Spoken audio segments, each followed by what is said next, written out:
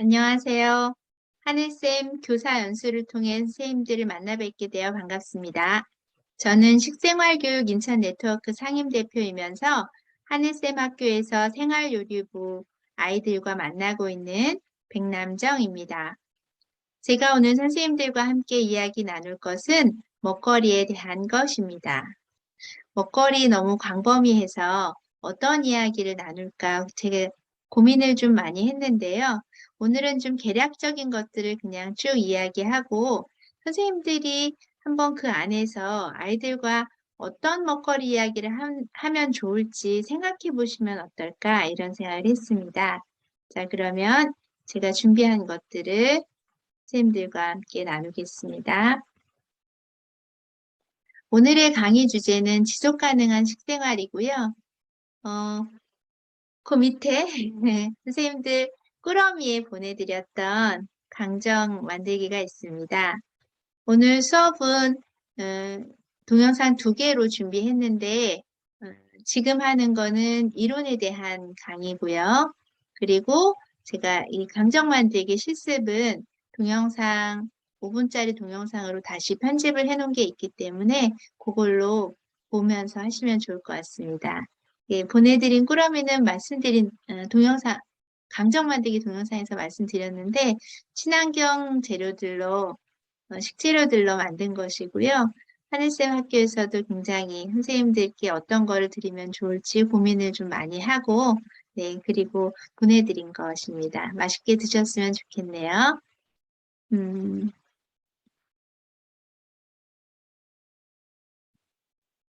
네.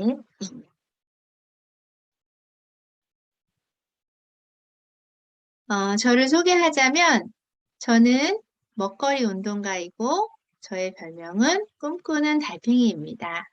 제가 먹거리 운동가가 된 데에는 제가 가지고 있는 어떤 뭐 철학, 신념 이런 것들이 좀 많이 작용을 했는데요. 저는 먹거리와 교육은 원하는 모든 사람에게 닿아야 된다. 이렇게 생각하는 사람입니다. 이게 이제 행복의 조건 중에 하나라고 저는 생각을 하고 모든 사람이 행복했으면 좋겠다. 이런 생각을 하는 거죠. 그래서 선생님들도 저는 교육, 공교육 또는 뭐 여러 가지 이제 교육으로 아이들을 만나고 계시는 상황이기 때문에 저의 이야기를 충분히 공감하시리라고 생각합니다.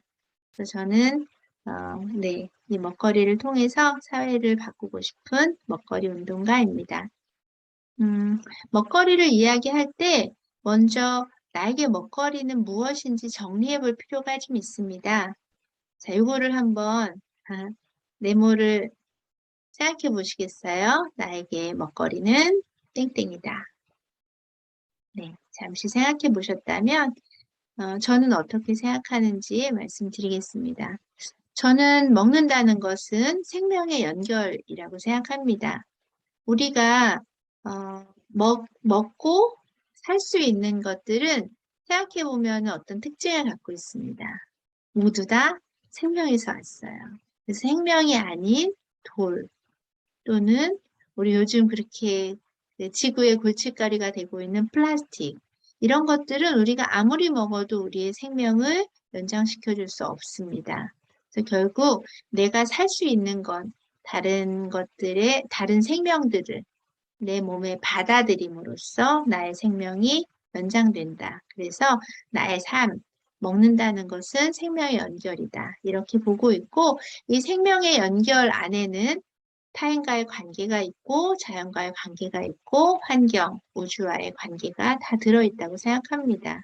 그래서 저는 이런 관점에서 먹거리를 보아야지만 우리가 놓치는 것들을 잘 볼 수 있게 되는 것 같아요.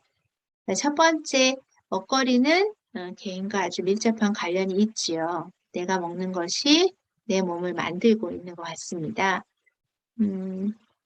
이거 한번 찾아보시면 좋을 것 같은데요. 좀 오래되긴 했습니다. SBS 스페셜 중에서 내가 먹는 것이 3대 간다 라고 하는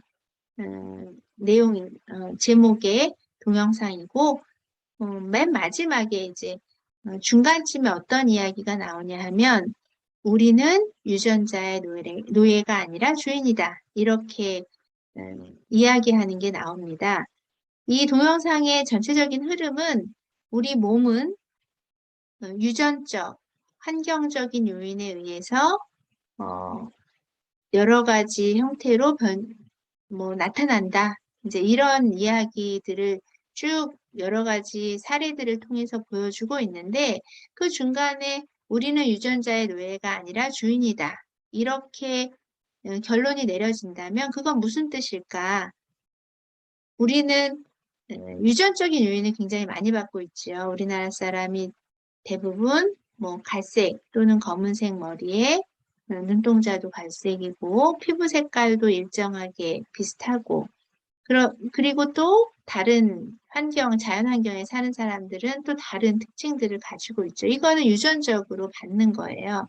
하지만 그 유전적인 것들이 발현되느냐 발현되지 않느냐의 스위치 역할을 하는 것이 음식이더라. 이런 이야기입니다. 한번 찾아보시면 좋을 것 같고요. 그리고 네, 이런 것들을 통해서 이제 살펴보니 우리 몸이 매일 변화하고 있다. 그리고 우리 몸에 여러 기관들이 있고 그 변화한다는 말은 어떤 거냐 하면 세포들이 생겼다가 파괴되고 또 새로운 세포들이 생기고 이런 과정을 반복하더라. 이걸 이제 재생된다라고 이야기를 하고 있고 또 재생되는 것들이 우리 몸의 각 기관별로 주기가 다 다르기도 하고 또는 뇌나 안구는 재생이 되지 않고 평생 써야 되는 것들도 있다. 그래서 우리가 우리 몸을 좀 잘 알아야겠다. 그리고 우리 몸을 만드는 이 세포는 결국 어디에서 왔는가 봤더니 우리가 먹는 음식에서부터 올 수밖에 없다. 그래서 음식을 잘 먹는 건 굉장히 중요하다. 이제 이런 이야기를 하고 있습니다.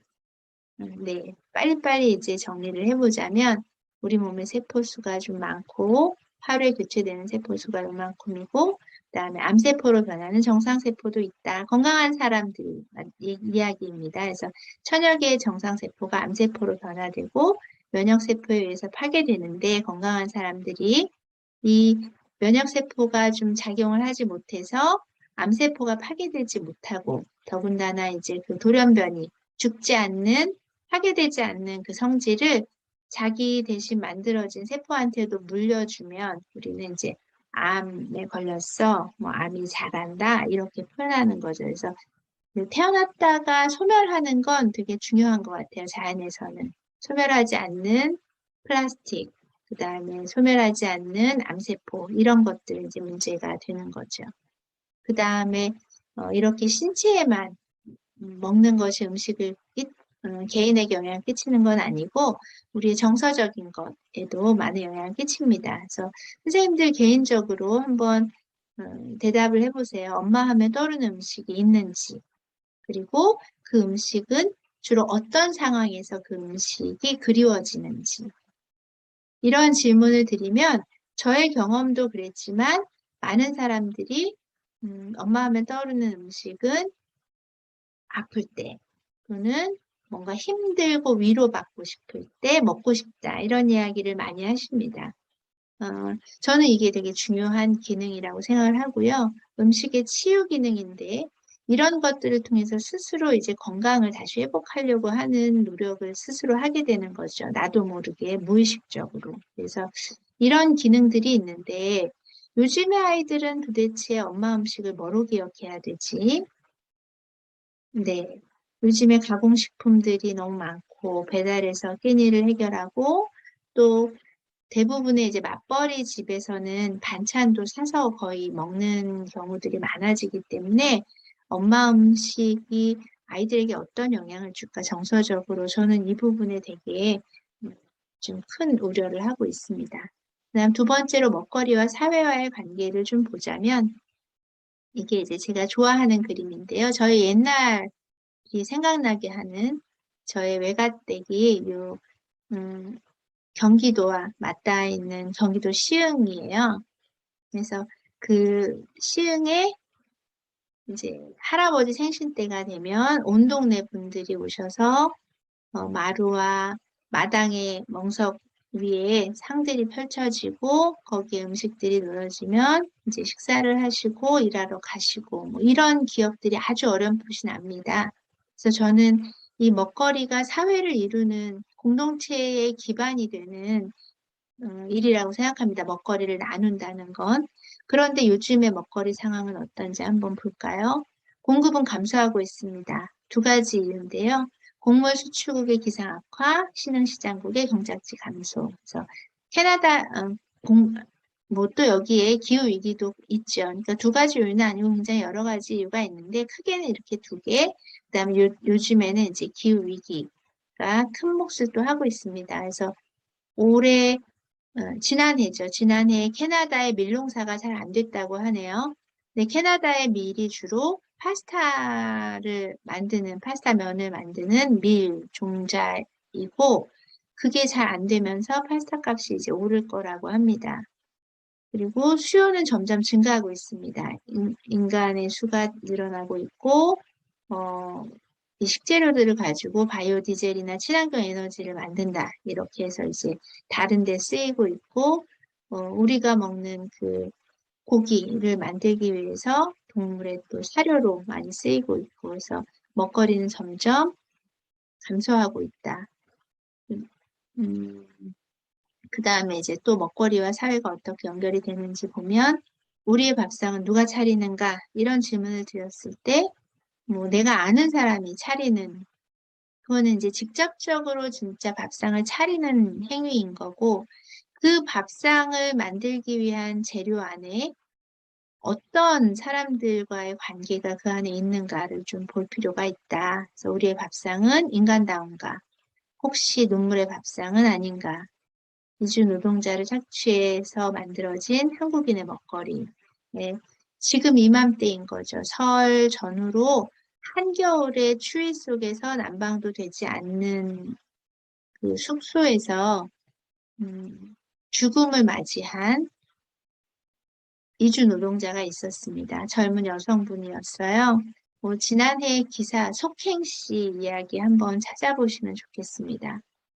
그리고 요 세 개의 그림의 공통점 무엇일까요? 선생님 바로 아시겠죠? 네, 온실가스입니다. 이 온실가스가 기후위기의 주범이죠. 그래서 먹거리와 환경에 대한 이야기를 좀 한다면 먹거리는 환경에 굉장히 우리의 먹거리는 밀접한 아주 여러 가지 영향을 주고 있는데 동물의 모습들을 좀 변하게 하고 있습니다. 특히 가축들. 그래서 1950년대 닭이 저런 모습이었다면 2008년도 닭은 이런 모습이고 이렇게 된 데에는 인간이 닭가슴살을 많이 먹게 된 요인이 있다. 그래서 인간의 먹거리가 동물에게 영향을 끼치고 식물에게 영향을 끼치고 유전자 변형식품, 유전자 변형 종자 그리고 유전자 변형은 네, 좀 잘 들여다볼 필요가 있습니다. 유전자 변형은 뭐 우리 몸의 건강에 이로와 아니면은 해로와 뭐 이런 이롭다고까지는 아니지만 아무튼 해로와 해롭지 않아 이런 논쟁들이 계속 일고 있는데 사실 이거보다 더 근본적으로 유전자 변형 종자들이 우리나라에 들어와서 농사에 투여되는 순간 우리나라 농촌은 완전히 망가지고 농민들은 다 할 일을 잃게 됩니다. 지금 길게 말씀드릴 수는 없고요. 제가 먹거리 운동을 하는 기반에는 농촌 운동과 맞닿아 있는 지점들이 좀 있어서 이런 것들 선생님 알아보시면 좋을 것 같고 또 너무 멀리서 온 음식들이 우리 식탁 위에 올라오고 있다. 그리고 이런 것들을 이제 좀 보기 좋게 만들어 놓은 게 농업기술실용화재단의 밥상의 탄소 발자국이라는 것이 있습니다. 이걸 가지고 학생들과 함께 내가 어떤 것을 선택하는 게 지구에 덜 영향을 끼치는지 이런 거를 한번 조사해 보는 것도 좋을 것 같습니다. 그리고 지철 농산물을 먹어야지만 전기와 석유와 가스 이런 에너지들을 덜 사용할 수 있다. 그리고 음식 폐기물들이 환경에도 또 많은 영향을 끼치기 때문에 동영상에 제가 말씀을 드렸는데 땅콩 껍질을 까지 않고 저는 그냥 쓰거든요. 그 이유는 껍질 안에 있는 영양소를 온전히 먹기 위한 것도 있고요. 두 번째로는 음식 쓰레기에 대한 어떤 상징적인, 그래봐야 껍질이 얼마나 음식 쓰레기가 나오겠어 이렇게 생각하실 수 있는데 어떤 상징적인 저의 그 실천 방법이기도 합니다. 선생님들도 한번 해보시면 어떨까 이런 생각이 들고요. 다음 EBS 이 지식 채널 2의 햄버거 커넥션은 이제 글로벌 푸드 또는 육식이 어떻게 지구를 망가뜨리는지 10년 전에 이미 기후 위기에 대해서 심각하게 얘기를 한 거죠. 지금 이제 우리가 많이 이야기하는 것들을 이미 10년 전부터 고민하는 사람들이 있었어요. 그 이제 기후 위기에 대한 기후 위기에 대한 것들을 좀 한눈에 보기 좋게 만들어진 표인데요. 먹거리 요인이 여기는 26%라고 써져 있지만 사실은 이건 아주 직접적인 요인이고 이거 말고 간접적인 요인까지 하면 거의 40에서 50% 정도가 먹거리 요인이라고 봅니다. 그리고 그 중에서 육식이 58%. 그래서 저는 채식주의자는 아닙니다. 하지만 육식을 줄여야 되는 거는 맞는 것 같습니다. 그리고 우리 몸 자체가 원래 그렇게 고기를 주식으로 하는 것에 익숙하지 않습니다. 건강에도 안 좋아요. 그러니까 우리의 전통 식단인 우리는 육식을 주로 하지 않았던 동양인 뿐이 아니고 육식을 주로 하고 있는 서양인들조차도 그 육식이 과했을 때 병에 걸리는 확률들에 대한 다양한 영양학적 결과들이 있거든요. 그래서 육식은 줄여야 된다. 그리고 어떻게 줄여야 되는지 또 보시면 오른쪽에 소고기와 닭고기를 좀 비교해 볼 수 있습니다. 그래서 똑같은 육식을 하더라도 또 어떤 고기를 먹느냐에 따라서 똑같은 75mg을 먹더라도 뭐 좀 다를 수 있다. 지구에 영향을 끼치는 것은. 그래서 생각하고 먹는 것이 되게 중요하고 또 직접적인 요인이 아닌지 직접적인 요인으로 분류되는지는 잘 모르겠으나 먹거리를 담았던 용기들이 지구의 환경을 파괴하고 있습니다. 코로나 이후에 배달 음식이 많아지면서 점점 더 커지고 있죠. 그래서 지금까지 이제 먹거리가 개인에게 신체적, 정서적, 사회적으로 또는 환경에 어떤 영향을 끼치는지를 크게 좀 봤다면 이제 그래서 우리는 어떻게 좀 바꿀 수 있어? 근데 바꾸려면 사실 뭐 머릿속으로 네, 안다고 쉽게 바뀌어지진 않아요. 특히 먹거리 같은 경우는. 그래서 이제 우리가 먹거리가 어떻게 우리 몸에 오게 되는지 그 생리적인 원인을 좀 잘 살펴봐야 되는데, 우리 몸에 필요한 영양소를 감지해서 우리 몸에 집어넣기 위해서 미각기관이 발달되었습니다. 그런데 이런 것들이 이제 지나치게 단맛에 집착하게 한다거나 또는 중독 뒤에는 이런 사회적인 현상들이 있어서 우리의 먹거리가 망가지고 있는 거죠. 그래서 아주 자연스러운 먹거리라는 건, 피곤하다. 그러면, 단맛이 좀 당기네. 단맛을 먹으면 당분, 네, 에너지가 보충이 되면서 몸이 건강해지고, 이런 우리가 맛을 통한 건강을 유지하는 게 이제 먹거리의 기본이었다면, 요즘은 아침에 일어나서 커피 한 잔을 안 마셨더니 잠이 안 깨는데 이거는 커피에는 영양소가 우리에게 꼭 필요하기 때문에 우리 몸에서 신호를 보내는 게 아니고 중독된 입맛일 가능성이 굉장히 크죠. 그리고 그런 것들은 조작된 식재료에서 왔다. 이런 것들은 인간을 해롭게 하더라. 그래서 우리는 본능적으로 모든 동물들은 영양지혜라는 게 있고 영양지혜를 통해서 내 몸에 필요한 영양소들을 받아들이는 것이 먹거리의 기본이었다면 지금은 그 중독된 입맛들로 인해서 인간의 건강이 망가지고 있다. 그리고 이런 것들이 지속 가능한 식생활을 통해서 자연적인 먹거리로 돌아갔을 때 우리의 건강도 회복이 되더라. 지속 가능한 먹거리란 어떤 것이냐? 생산, 유통, 소비, 조리, 식사, 폐기가 유기적으로 순환되는 이런 것들을 유기농법이라고 하죠. 그래서 나에게도 또는 환경에게도 이로운 이런 먹거리 순환 체계가 회복되는 것, 이게 바로 지속 가능한 식생활입니다. 그리고 이거는 이제 좀 외적인 요인이고요. 무엇을 먹느냐와 함께 어떻게 먹거리를 대하느냐도 굉장히 중요한데 제가 그거를 고민하다가 만난 시입니다. 이 시인을 보면서 저도 많이 먹거리를 어떻게 대해야 되는지 배우게 됐던 그런 시 한번 같이 읽으면서 우리 먹거리를 어떻게 대해야 되는지 느껴보시기 바랍니다. 대추, 장석주. 저게 저절로 붉어질 리는 없다. 저 안에 태풍 몇 개, 저 안에 벼락 몇 개, 저게 저 혼자 둥그러질 리는 없다. 저 안에 무서리 내리는 몇 밤, 저 안에 땡볕 두어 달, 저 안에 초승달 몇 낮. 네. 결론적으로 잘 먹는다는 것은 윤리적으로 먹는 것인데요. 식물, 동물이 자신의 생태 리듬에 따라 살 수 있도록 지속 가능성을 만들어주는 것.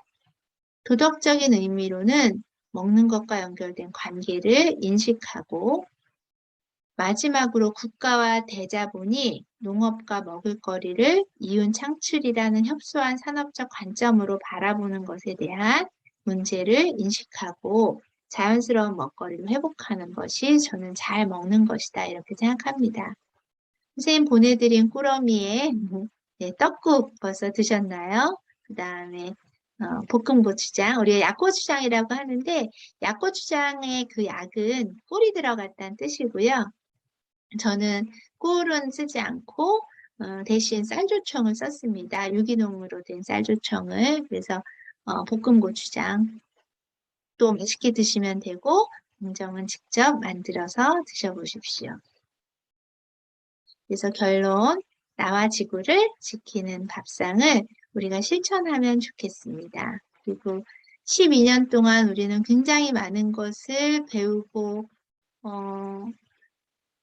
또 뭐 여러 가지로 애를 쓰는데 정작 우리 몸의 건강, 평생을 써야 되는 우리 몸의 건강에 대해서는 너무 소홀하게 생각하고 잘 모르기도 하고 배우려고 하는 노력을 안 하는 거 아닌가. 그래서 먹거리에 대한 고민을 하고 이 먹거리가 사회적으로 어떤 영향을 끼치는지, 개인에게는 어떤 영향을 끼치는지 이런 것들을 고민하는 시간이었으면 좋겠습니다. 선생님 건강하시고요. 추운 겨울 잘 보내시기 바랍니다. 고맙습니다.